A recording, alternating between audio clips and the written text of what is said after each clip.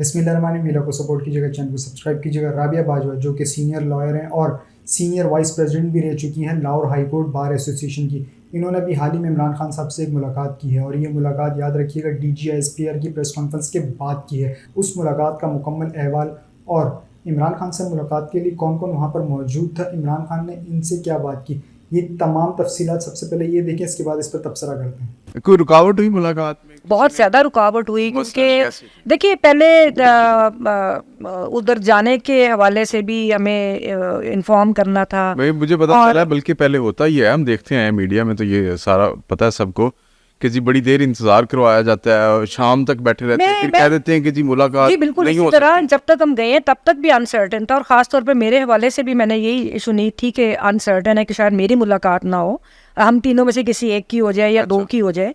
और दूसरा ये कि ये बिल्कुल ह्यूमिलिएटिंग सिलसिला है सारा। उधर और भी उनके PTI के एक दो रहनुमा बैठे हुए थे और वो बड़ी देर से हमसे पहले के बैठे हुए थे। और कौन कौन था वो? अली मोहम्मद खान साहब थे और एक दो और भी थे, फिर उनके अपने कुछ 3-4 लॉयर्स खड़े हुए थे। तो यानी लोग ज़ाहिर बात है उनको पार्टी के हवाले से भी मिलना चाहते हैं, तो उनकी एक्सेस बहुत मुश्किल थी। फिर जब हम अंदर गए हैं तो ऑब्वियसली मतलब मैं आपको बता रही कि हमें अनसर्टन था आखिरी वक्त तक कि मुलाकात होगी कि नहीं होगी। अच्छा, लेकिन अच्छा हुआ कि वो मुलाकात हुई और मुझे बहुत खुशी हुई उनसे मिलके। सर्दियों की बात है, उसके बाद अभी तक किसी ने उनको उस तरह बाज़ाब्ता तौर पे अवाम ने नहीं देखा, तो कैसी उनकी अपीयरेंस कैसी है? वो दाढ़ी शाड़ी वाला मामला नहीं नहीं नहीं बिल्कुल भी नहीं। उनके जिस तरह उनके वो बतौर वज़ीर आज़म उनकी शख्सियत थी बिल्कुल उसी तरह थी। अच्छा। और मुझे बड़ी खुशी हुई एक चीज़ देख के, जब मैं शेयर करूंगी अपने पूरी आवाम के साथ, आप साथियों के साथ, वो ये थी कि उनमें वो मुझे वही शख्सियत और कॉन्फिडेंस नज़र आया जो कि एक अवाम के सपोर्टेड एक शख्सियत, सियासी शख्सियत जो कद काट की शख्सियत हो, जिसके पीछे पूरी आवाम खड़ी है, वो कॉन्फिडेंस नज़र आया।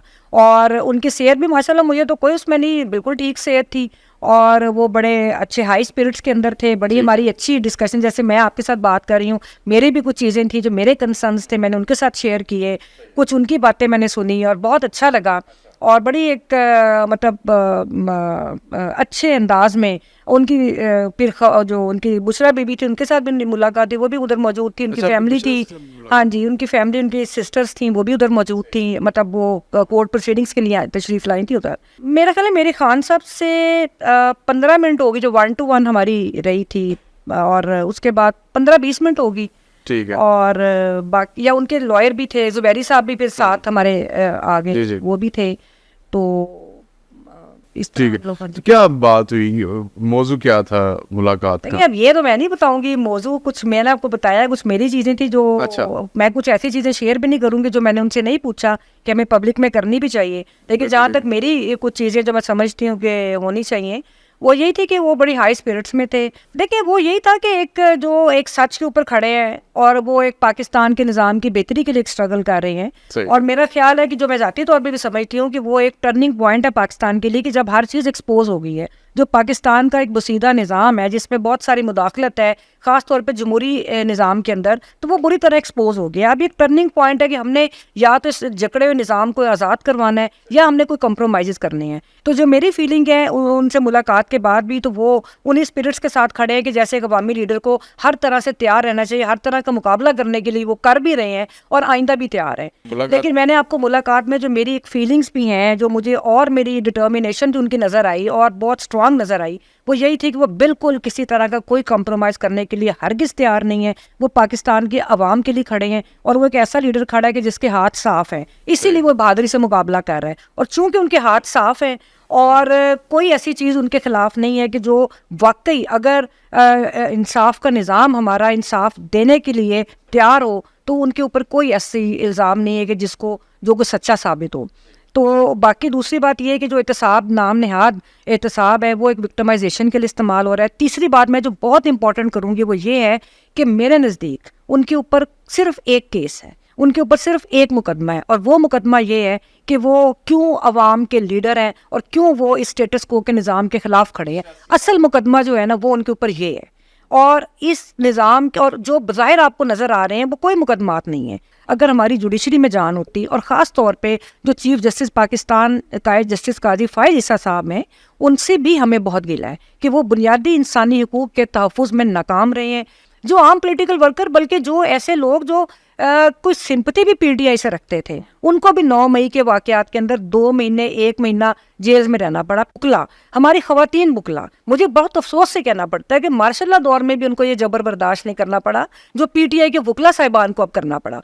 जो भी था, मैं समझती हूँ कि जो जज स्केर्ड है उसको एक लम्हे का भी हक नहीं कि वो इधर बैठे और वो अपना काम करे, उनको छोड़ देना चाहिए, या फिर वो आवाज़ उठाएं, वो बताएं आके कि भाई इस तरह हो रहा है, जैसे इस्लामाबाद के 6 जजेस ने किया।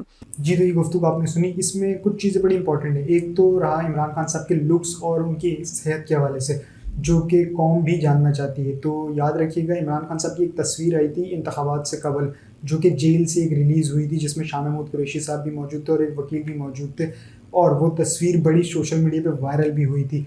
इसी हवाले से उन्होंने गुफ्तगू भी की और उन्होंने फिर पूछा कि क्या इमरान खान साहब की कोई दाढ़ी वगैरह तो नहीं आ गई, तो उन्होंने कहा नहीं, बिल्कुल भी ऐसा कुछ भी नहीं है।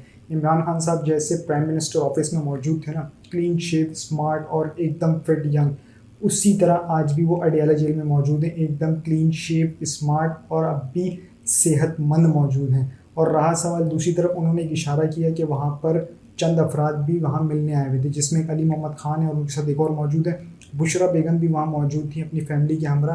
बुशरा बेगम चूँकि वहाँ पे केसेस वगैरह चल रहे हैं, तो उनकी समाज जो है अडियाला जेल में ही होती है, तो वो भी इमरान खान साहब से मुलाकात के लिए इंतज़ार कर रही थी।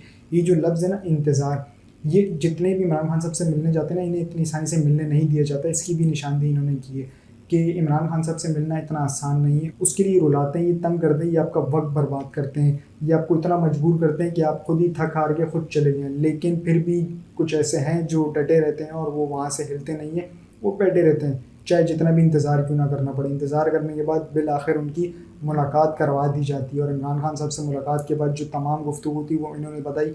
इसके बाद इनसे सवाल हुआ कि DGISPR साहब ने जो एक स्टेटमेंट दी है माफ़ी के हवाले से, उस पर इमरान खान साहब का क्या तासुर है। तो उस पर भी इन्होंने जवाब दिया कि इमरान खान साहब के जो तासुर है ना, जो दिख रहे हैं, बज़ाहिर जो दिख रहे हैं, और बात करने से, गुफ्तगू के अंदाज से जो पता चला, तो इमरान खान साहब किसी भी सूरत सरेंडर नहीं करने वाले, माफ़ी नहीं मांगने वाले।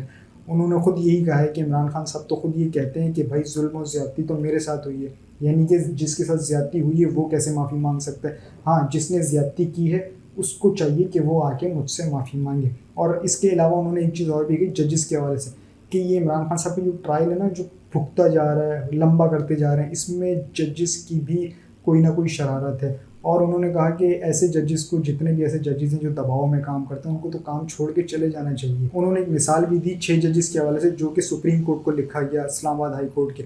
उन्होंने काजी फाइज़ साहब के बारे में भी ये कहा कि काजी फाइज़ साहब ना हमारी उम्मीदों पे पूरा उतरे नहीं, यानी कि पूरी कौम, ये तो पूरी कौम भी यही कहती है कि ये एक प्लांटेड थे। और उन्होंने ये भी कहा कि इनको असेंबली में जाके खिताब नहीं करना चाहिए था, जो कि इनका ये करना था और फिर आवाम का रिएक्शन आना था। अब ये इनके जितने भी फैसले होते हैं, कौम उस चीज़ को उठा के ही, उसको मद्देनज़र रखते हुए ही अपना रिएक्शन देती है, जिस पर काजी साहब थोड़ा भड़क भी जाते हैं, जिस पर फिर साफ़ियों पर FIA क्रैकडाउन करती है और फिर उन क्रैकडाउन को लाताल्लुकी का ऐलान कर देते हैं काजी फाइज़ साहब। तो इस तरह का तो कुछ ट्रेंड चल रहा है पाकिस्तान में।